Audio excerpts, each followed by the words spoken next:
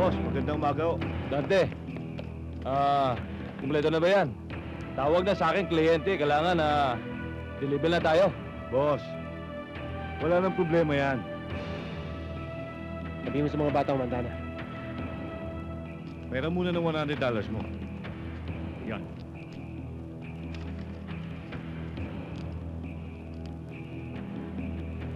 Oh, boss. Alin dito ang dollar mo?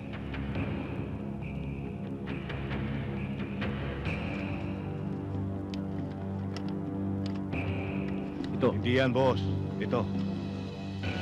Peke ito. Good. Good work. O sige, impake na yan. Hindi tayo dapat na magsayang ng oras.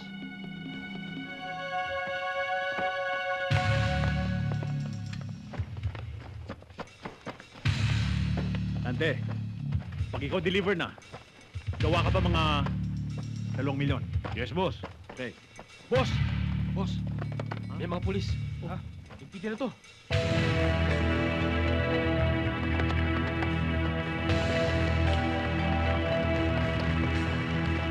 Mga pulis na ba? Wala tatakbo!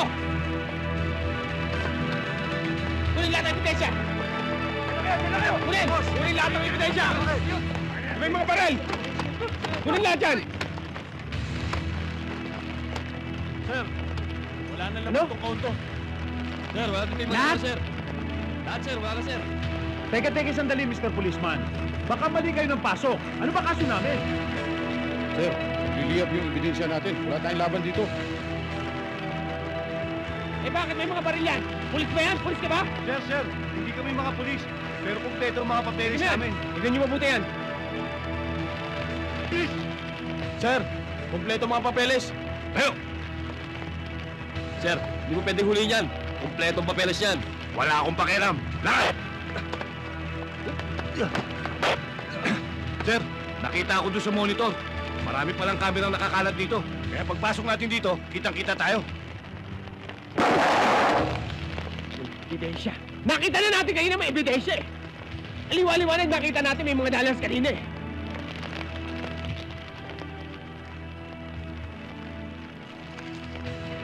Nagtira pa sila ng isa. Mr. Policeman, akin yan.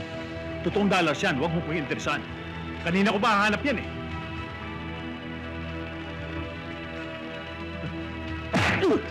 Focus! Finders keepers. Hulin lahat ng may mga baril. Dalhin lahat yan. Imbestigahan. Tignan natin kung totoo ang mga papel niyan. Sige, bilis.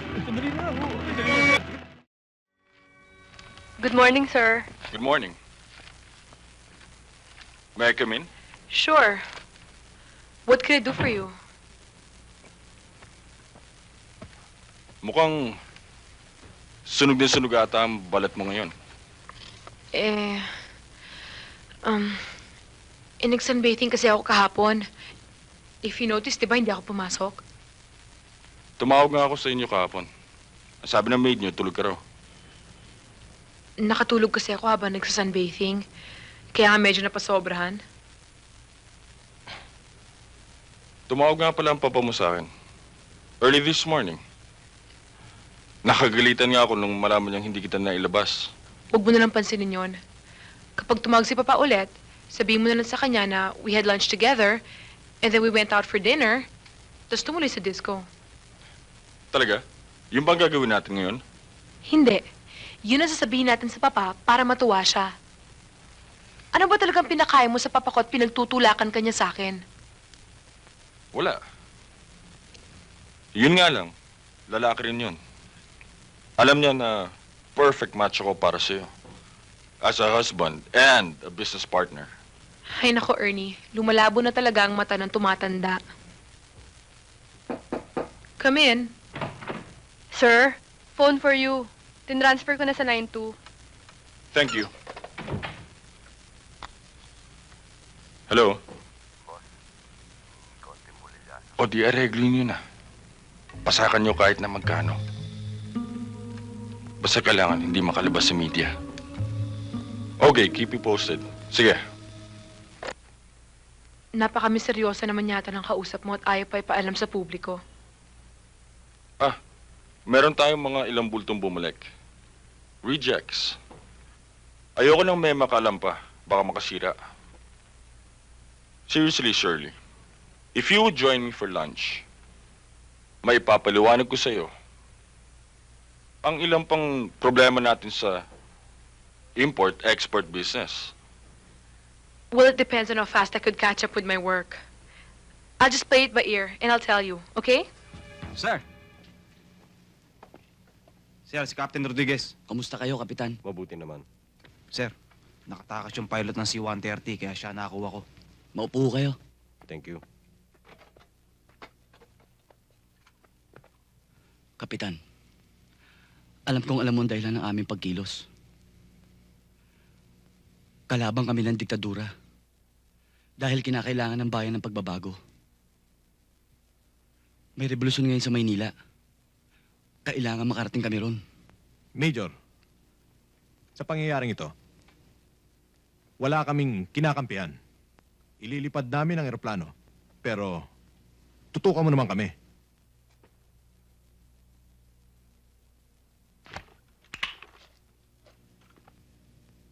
Ano pang hinihintay natin? Ayos. Okay? O di, let's go. Let's go.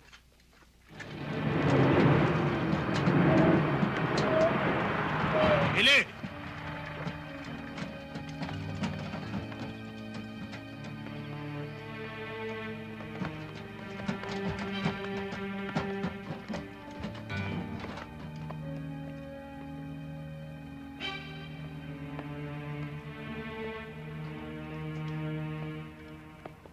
Kailangan ba mga pangyayaring ito?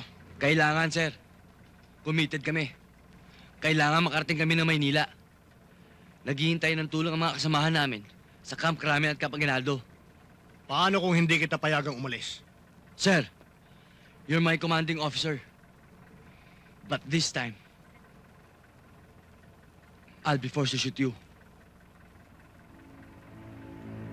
How about my men behind me?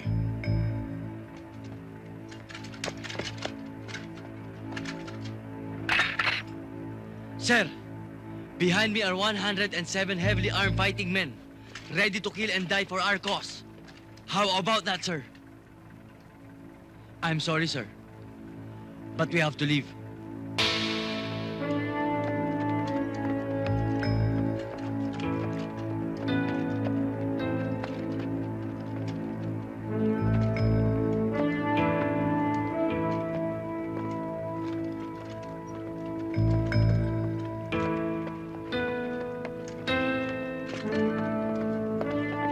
Billy!